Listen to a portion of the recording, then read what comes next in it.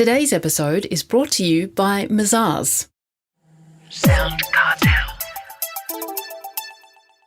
Did you know that consumers are 2.4 times more likely to view user-generated content as authentic compared to content that's been created by brands themselves?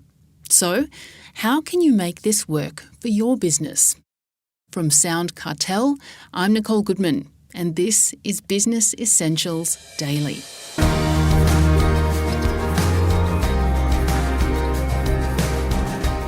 In many ways, user-generated content is like word of mouth on speed, the holy grail for any business, so long as the message is positive, of course.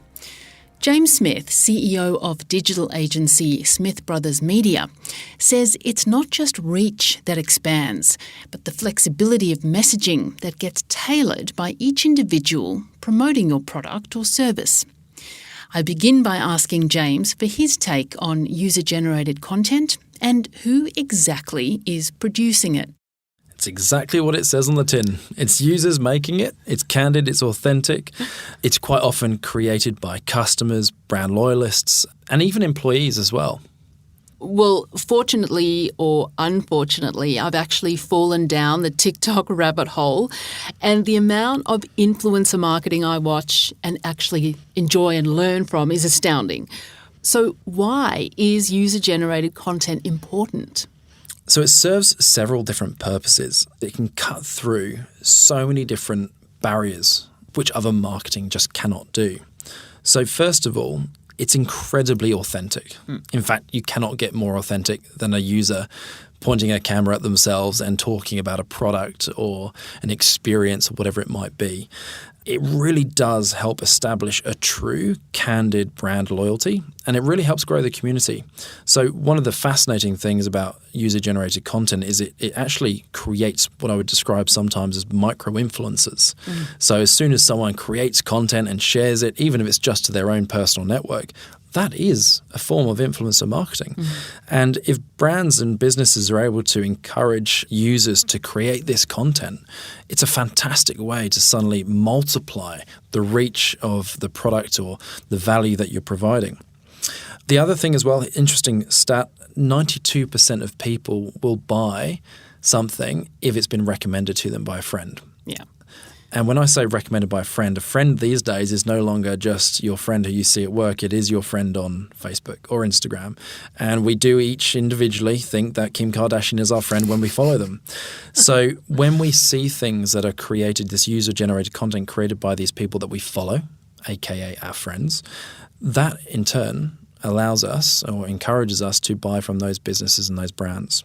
Well, it's that word of mouth, James. It's the holy grail for all brands is to have people talking about their product or service in positive ways to other people. I mean, that's the goal of all marketing, I would suggest. And perhaps that's why brands are getting more and more involved with user-generated content, because it's people talking to each other, not the brand.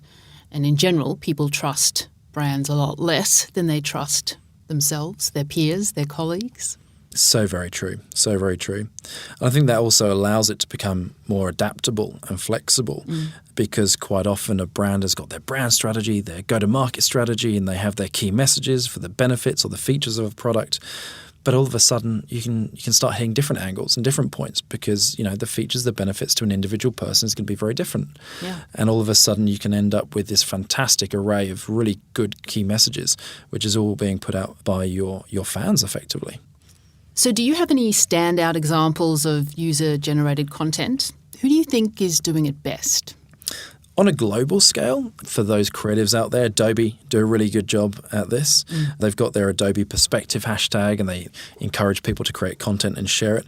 But probably on a more national level for the Australian listeners, Tourism Queensland did a fantastic piece encouraging people to send in a video application of becoming a caretaker for some islands. Yeah. And through that, they got so much content that could then not only be used for user-generated content that people were posting and sharing, but also for future advertising as well. Yeah, and I think that idea of making the content as simple and easy as possible for people to produce is a really key factor in trying to encourage user-generated content. And that's something that a particular campaign, Best Job in the World, I think it was, managed to do. Is there an example of user-generated content gone wrong? There are several. So many. So many.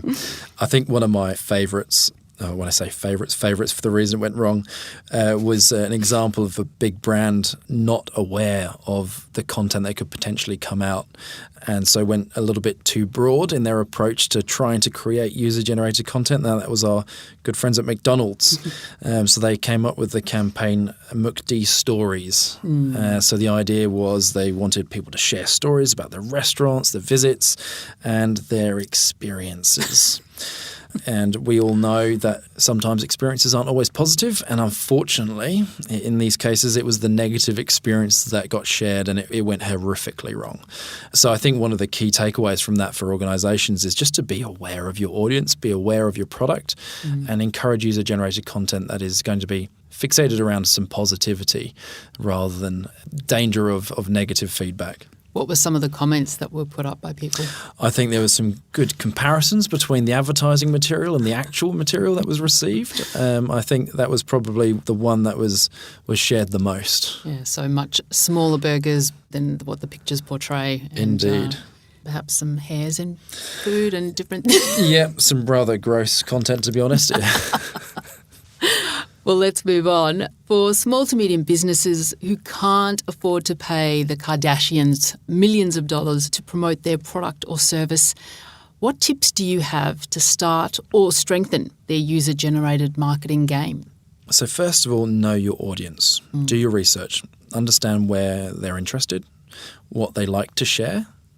One of the good things about user-generated content is you give people an excuse to create content that they enjoy and that their followers will enjoy. So knowing your audience is key. Obviously, without having millions of dollars of budget to pay influencers to create that content, one of the clever ways of doing it is to entice. And there's a couple of really good examples of organisations that have done that. And it might be for either a discount or it might be for a competition entry. And that can be a very clever way to encourage people to create that user-generated content. So if you haven't tried it yet, find your angle, know your customers, and come up with either a competition or a giveaway or some sort of incentive for people to create their own content. That was James Smith, CEO at Smith Brothers Media.